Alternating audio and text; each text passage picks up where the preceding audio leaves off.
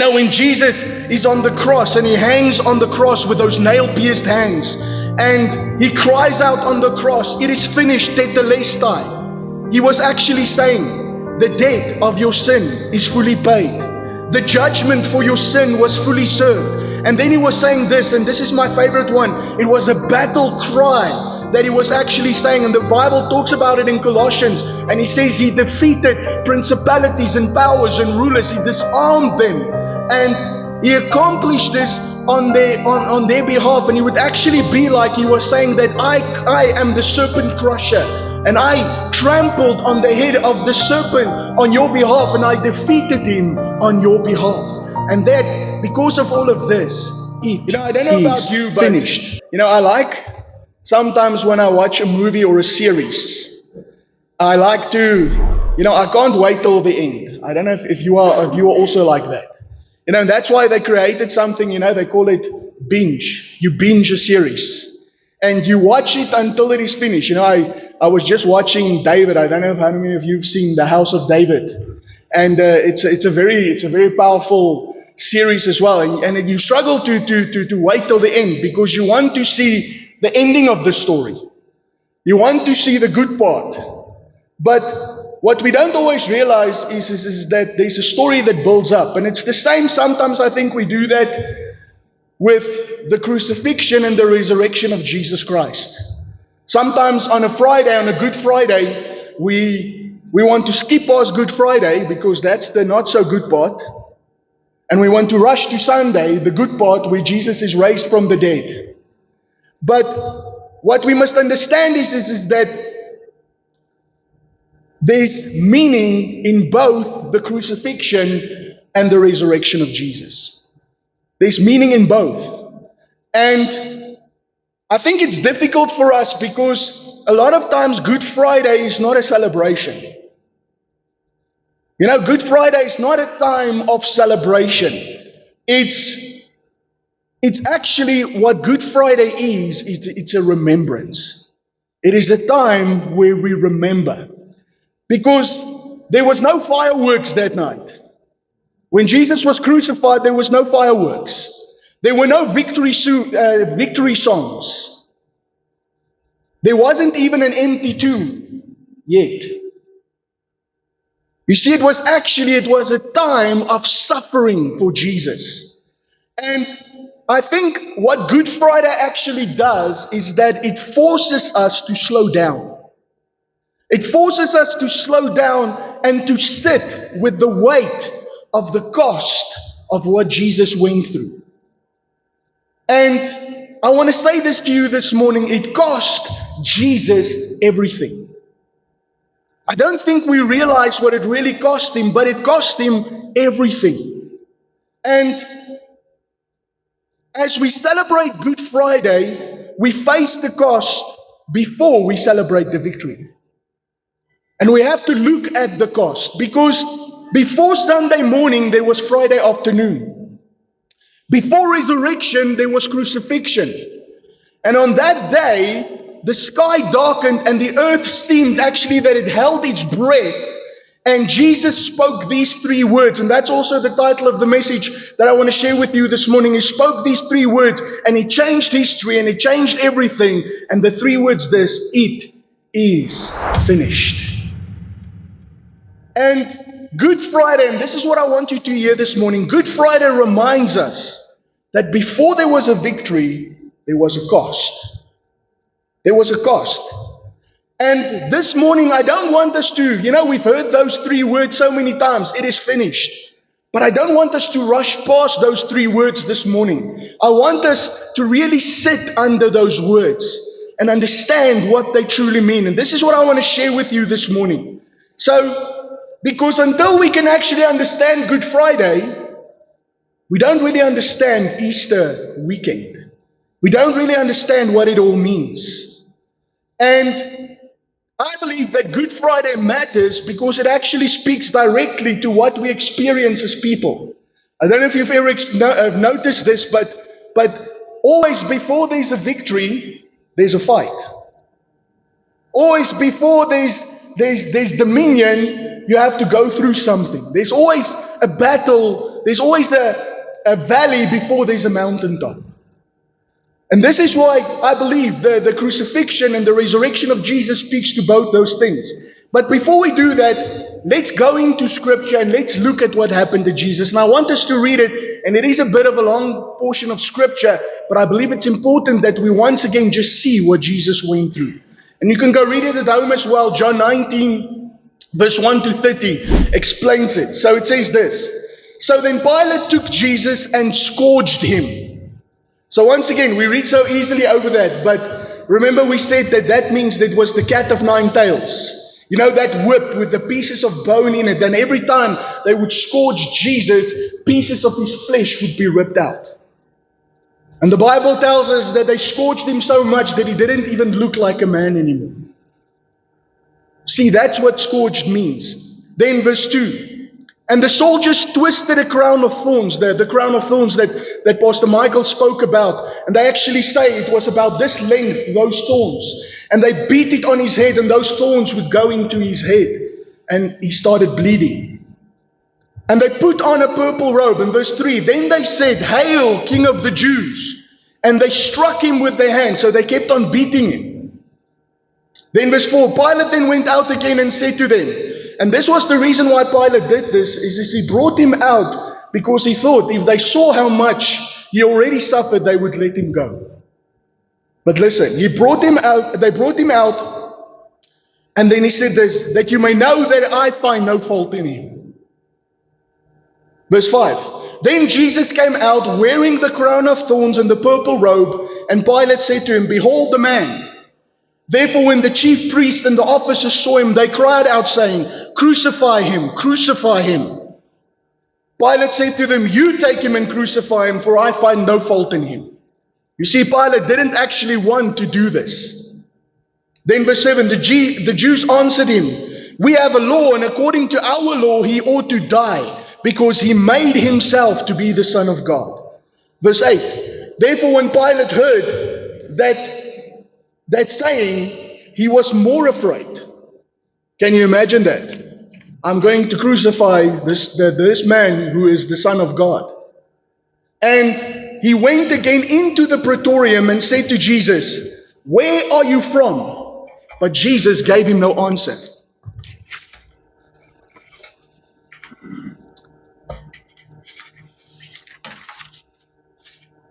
Then verse 10 it says, Then Pilate said to him, Are you not speaking to me? Do you not know that I have the power to crucify you and power to release you? Jesus answered, You could have no power at all against me unless it had been given to you from above. Therefore the one who delivered to me you has a greater sin. So Jesus actually had to lay down his life. They couldn't take his life. He laid it down. Pilate thought he had the power, but it was actually Jesus, even in that moment, who had all the power. Verse 12, from then on Pilate sought to release him, but the Jews cried out, saying, If you let this man go, you are not Caesar's friend. Who even makes himself a king speaks against Caesar. When Pilate therefore heard the saying, he brought Jesus out and sat down in the judgment seat in the place called the Pavement, but in Hebrew, Gabbatha. Now it was the preparation day of the Passover, and about the 6th hour, and he said to the Jews, Behold your king. And that is also because it's the preparation day. That's why we believe Jesus was crucified on a Friday. But they cried out, away with him, crucify him. Pilate said to him, Shall I crucify your king? The chief priest answered, We have no king but Caesar. Then he delivered them to be crucified. Then they took Jesus and led him away.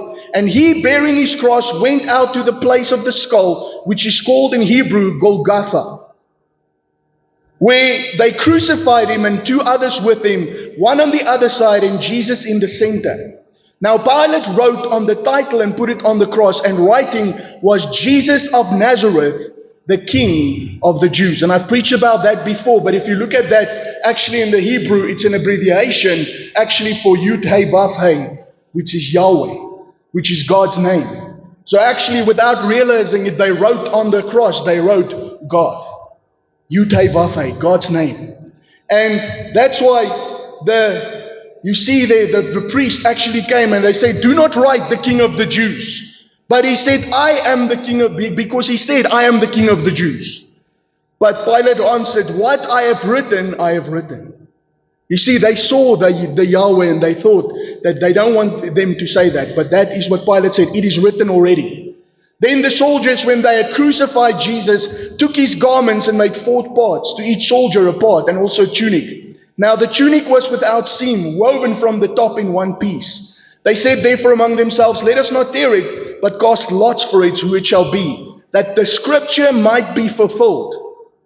They divided my garments among them, and my clothing cast lots. So we see that in the crucifixion, the Bible prophecies are fulfilled. Therefore the soldiers did these things, and after Jesus, knowing that all things were now accomplished, that the scripture might be fulfilled, he said, I thirst. Now the vessel full of sour wine was sitting there, and they filled a sponge with sour wine, put it on his hip, and put it to his mouth. Okay, and we'll continue further. But what I want you to notice is that this is what happened in the physical realm. This is what people could see with their eyes. But this is what happened in the spiritual realm. Isaiah 53, verse 4 to 6. It says, surely he has borne our griefs and carried our sorrows. Yet we esteemed him stricken, smitten by God and afflicted. Verse 5, but he was wounded for our transgressions. He was bruised for our iniquities. The chastisement for our peace was upon him, and by his stripes we are healed. All like sheep we have gone astray, we have turned everyone to his own way, and the Lord has laid on him the iniquity of us all. Okay, that's what happened in the spirit. That is what Jesus took our punishment, but they didn't know it yet. So after all of this happened, Jesus spoke these history-making, world-changing, life-transforming words. And he said in John 19 verse 30, he said, it is finished. He spoke these words. And the moment that he spoke that, it changed everything. It changed everything. And nothing was ever the same since that moment, that crucifixion, that Jesus spoke those words. But it is finished. You know, what do those words really mean? You know, I think what we need is we need to have a deep revelation, a personal revelation of what those words really mean. And not just what they mean for the average person. What do they mean for you? What do they mean for me? You know, make it personal. You know, I was asking God when I was preparing this, I was asking him, Lord, give me a revelation of what it means it is finished. Give me a revelation. Because we need to have that deep revelation. Because I think a lot of us are living with unfinished business. You see, most of us live with unfinished things. Unfinished conversations. Conversations that we know we should have, or that we should have had, but that we didn't have. Unresolved guilt. A lot of us are walking around with guilt about things of the past, things that we did, things that we said, and we're walking around with that guilt all the time. Lingering shame. Sometimes a lot of us have shame. We're walking around with shame in our lives over something that we did in the past. And all of this, regrets that we can't undo, things that we regret doing, and all of this is leaving us with a life that feels unfinished. It's a life that feels unfinished. And just because we walk around with all of this unfinished business, we assume that our relationship with God feels the same way. We feel in our relationship with God there's unfinished business. And we say things like, you know what, I still have a long way to go. We feel like that in our relationship with God. I still have a long way to go. You know, God must be so disappointed in me. God must be so disappointed in me. Or, I never quite measure up. You know, we feel that all the time, all this weight. And what do we do when we feel like that? I don't know if you do this, but I do this. We try harder. You know, we try harder. We try to do more.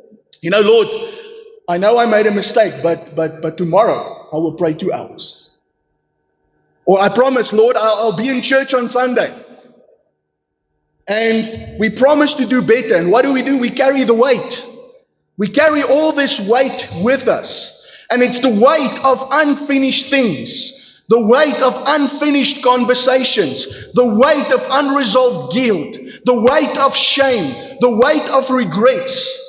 But then we come to Good Friday, and on Good Friday, where Jesus is hanging on the cross of Calvary, and he's bleeding, and he's broken, he says something that confronts all of our assumptions, and he says this: it is finished. You see, what we don't realize is that we always live as if everything depends on us. If I'm not going to do it, no one else is going to do it. And we take that even into our relationship with God. God, I know that you said this, but let me help you. We take it into our relationship with God. But I want you to listen to what Jesus said. He didn't say, I am finished. Okay, there's a difference between it is finished and I am finished. I am finished means that I've done my work. It is finished means the work is done. He also didn't say, I did my part, now you have to go do your part. Okay, but that is what we think he said. And we think he said, I did my part, now you take it from here. But that's not what he said. He said, it is finished. So say to the person next to you, it is finished. And that actually forces us with the question, what exactly did Jesus finish on the cross? What exactly did he finish on the cross? And I think to understand what Jesus meant, we have to understand the words that he chose, because he chose to speak these words. We don't realize this, but God is, every word that he says, the Bible says God doesn't speak vain words. He doesn't just say something. When he says something, there's divine meaning behind it. And he chose to speak these words. And once again, those words that Jesus spoke changed everything. John 19 verse 30 records it this way, and I want you to hear it. This is so powerful. When Jesus had received the sour wine, he said, it is finished. And bowing his head, he gave up his spirit. Actually, if you look at it in the Hebrew, actually he just said finished. He said finished. He didn't say it is finished, he said finished. Okay, and in the Greek, it's actually the word tetelestai. Tetelestai, it's a Greek word. And what it actually is, it's not a religious word. It was actually a business word. So to explain it to you, it would be like if I have a business contract and the contract has been fulfilled, they would take a stamp and they would stamp on the contract, they would say tetelestai. It's finished. The contract has been fulfilled. Or if there was a debt and it was paid, they would stamp on the debt, they would stamp tetelestai, and it would mean it is finished. The debt is paid in full. So tetelestai actually means this, that it is paid in full. It is completed. It is nothing left outstanding. That's what it means. And when Jesus said it is finished, what we need to realize is that he wasn't expressing an emotion. He wasn't saying, he wasn't sighing and saying, it's finished. Wasn't expressing an emotion. He was declaring completion in the spiritual realm that actually finished everything. And it was also, this wasn't exhaustion. He didn't cry out and say, at last it is finished. What he said was with authority. He declared, it is finished with authority. Pastor Steph, I think you can just show us that clip, and I think that clip will perfectly illustrate what I'm saying to you this morning. And maybe you've seen this before, but just look at this clip and it illustrates perfectly what I'm trying to say to you. What Jesus actually did for us on the cross.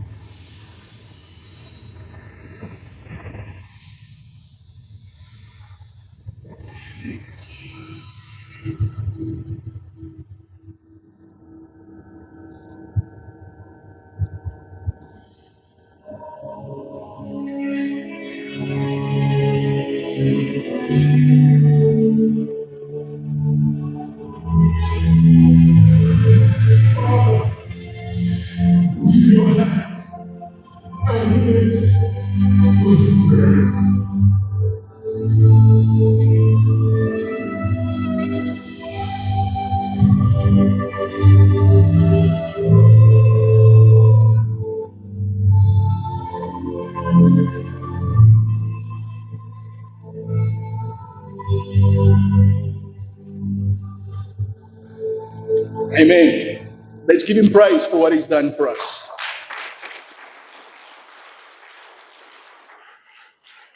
You see, it is finished. And he spoke it with victory.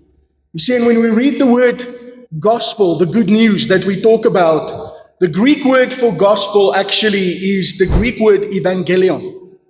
And that word is not spiritual. It's not a spiritual word once again. We think it is a spiritual word, but it's a military word. And this is how that works. So imagine this. You had one city that in the Roman Empire that wanted to come against another city in the Roman Empire, and it wanted to destroy that city. So what they would do is that they would say, we are going to go out and we are going to kill, steal, and destroy that city. Does that sound familiar? Okay, so they wanted to go out, and all what they did is that city would then gather all of the fighting men of that city. They would gather them all together, and they would choose the strongest one of them as the champion, the best one to fight on behalf of the city. And then they were going to say, you pick your champion, we pick our champion, and they are going to fight against one another. You know, like in the story of David and Goliath.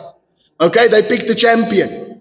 And the outcome of that battle would then determine what would happen to the city. If your city won, then you would get life and life in abundance. If your city lost, you would get killing, stealing, and destroying. And it was determined by what happened with the champion. So they would go out for the battle, they would then fight, and if the city that won would then send out, they would actually then choose the fastest, one of the fastest guys that was in the city, and they would send him, after they've won, they would send him to the victorious city. And he would run to the city and he would herald the victory. Now, do you know what they would call that person who would herald the victory? He's called an evangelist.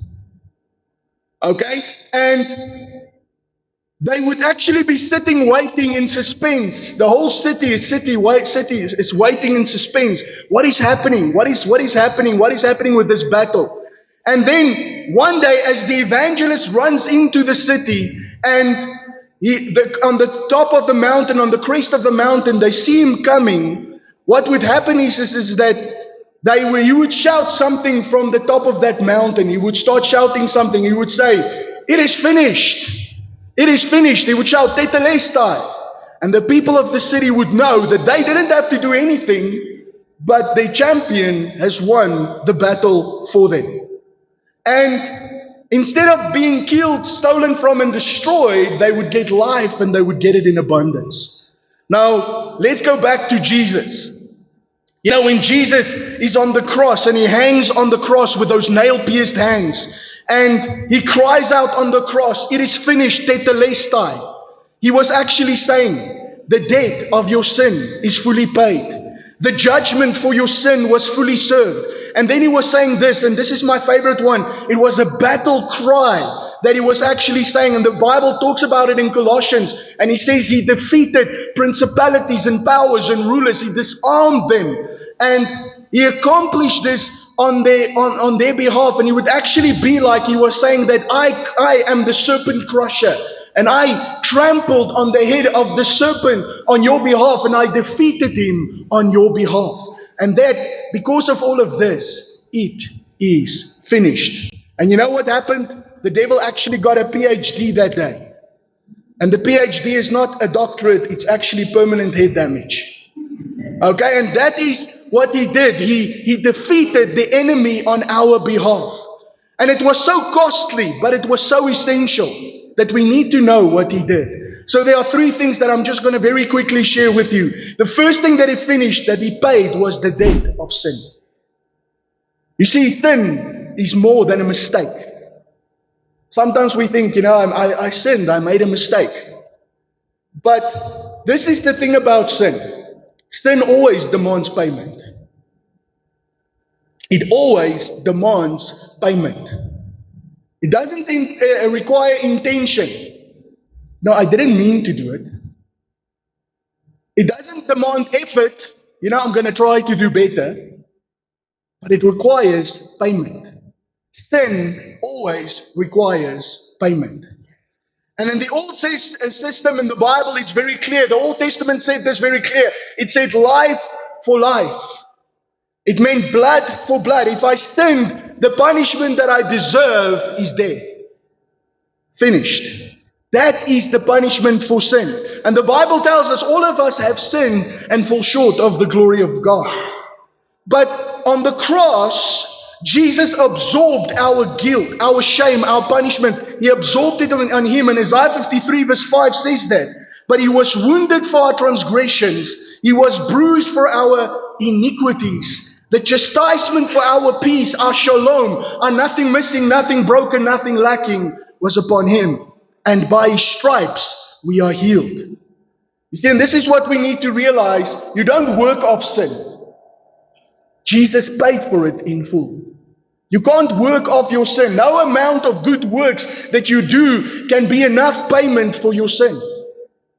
So when Jesus said, "It is finished," he was saying the debt is paid. He was saying the account is settled. And if you are trying to earn forgiveness by paying a bill that God has already paid in full, that is what we so many times try to do. We try to earn forgiveness by paying a bill for what has already been paid for. And I want you to know this, that the cross didn't just settle our personal debt. It ended an entire system. And that is the system that we are talking about. It's the old covenant system. And in this system, it says actually the curtain was torn. In the old system, there was a curtain, and you could only once in a year, you could go into the holiest of holies, into the presence of God. And actually it was the high priest that went into the presence of God. And only him could do it once a year through the blood of goats and animals. And he could only do that once a year. But when Jesus came and he ended the old system, the Bible says that there was a curtain that separated the Holy of Holies and the presence of God where he dwelt. And that curtain was torn from top to bottom. And that curtain, I looked at that curtain, its width was 9 to 10 meters. Its length was 18 to 20 meters. And they say it was about 9 to 10 centimeters thick. But this curtain was torn from the top to the bottom. And this signifies to us that this wasn't something that man could do, but because no person could tear that curtain from the top to the bottom. It was only God could do that. They said if they would clean that curtain, it would take 300 priests to do it. So God tore this curtain, and when that curtain was torn, what actually it meant was that the distance between us and God disappeared. Access to God is no longer earned. You don't earn access to God. We no longer live behind the veil. Because why? Because He came near. Ephesians 2 verse 13 says, "But now in Christ Jesus, you who once were afar off, He has brought near through the blood of Christ." You see, we don't need a ritual. And that's sometimes what we think. We need to practice rituals to get into the presence of God. We sometimes think we need a location. We need to, a specific place. I can only get into the presence of God when I'm in church. We don't need a location. Sometimes we think we need a performance. I'm going to stand before God and I'm going to perform so that I get into His presence. If I sing beautiful enough, I can get into His presence. I think then most of us won't make it. Okay, but it's not based on our performance.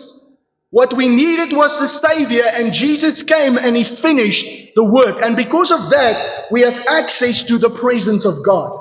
And while it looked like darkness, something else was actually happening beneath the surface.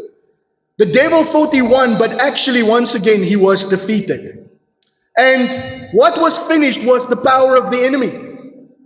Good Friday may have looked like defeat, that Jesus died. The disciples ran, the crowd mocked, darkness covered the land, but the cross was not Satan's victory, it was actually his downfall. And what looked like weakness was actually the strength of God. And what looked like surrender was actually strategy of God and a plan of God. You see, the cross wasn't a loss, but it was a decisive blow by heaven to defeat the enemy. You see, sin was disarmed, death lost its sting, and the enemy was exposed. The serpent who struck the heel, his head was crushed. Genesis 3 verse 15 actually prophesied about that. It said that you will be her child's, you will bite her child's foot, but he will crush your head. He crushed the enemy's head. I want to say to you this morning, if all of this is true, then it requires a response from us. If we believe that Jesus became the punishment for our sin, if we believe the enemy was defeated, if we believe we have access into the presence of God, then it requires a response from us. And that brings me to the question, why does Good Friday matter? Because many of us believe that Jesus died, but we live like the work is unfinished. We carry the guilt He carried. We fear the judgment that He faced. We strive for approval that He already secured. And we don't have to carry the guilt anymore. We are not judged because He was judged. And you don't have to earn His approval because He has already given it to you. And you see what that is called? That is called grace. You see, what we deserve is the punishment of sin, which is death. That is what we deserve. Every person deserves the punishment of death. But what happened is that the moment that I realized that which I did not deserve, Jesus took upon Himself, then all of a sudden my heart becomes grateful. And because my heart becomes grateful, I live a life of grace, of thankfulness. And I say, thank you, Lord, for what you did for me. And it changes me from the inside out. You see, because this is the thing. Obedience doesn't earn love. It flows from love. You see, and that sometimes we think that if I'm obedient to God, then He will love me. But when I know God loves me, then I want to be obedient. So this morning, it's not just about understanding more, because we can share a lot of things with you this morning to understand about the crucifixion, to understand about what happened. But what we need is not just more understanding. What we need is more surrendering. You see, how do we respond to that morning? How do we respond to Good Friday? You see, once again, Good Friday doesn't call for applause. God doesn't want our applause. He didn't do it so that we can applaud Him and say, Lord, well done. God is not after our applause. God doesn't need our applause. He wants us to surrender. He wants us to stop striving. He wants us to stop pretending. Stop carrying the weight that Jesus has already carried on your behalf. We don't add to what Jesus finished, we receive it. And the cross is the final word on our worth. And I close with this. When Jesus said it is finished, He wasn't ending His life. He fulfilled a mission. It was a mission that He fulfilled. He rescued us.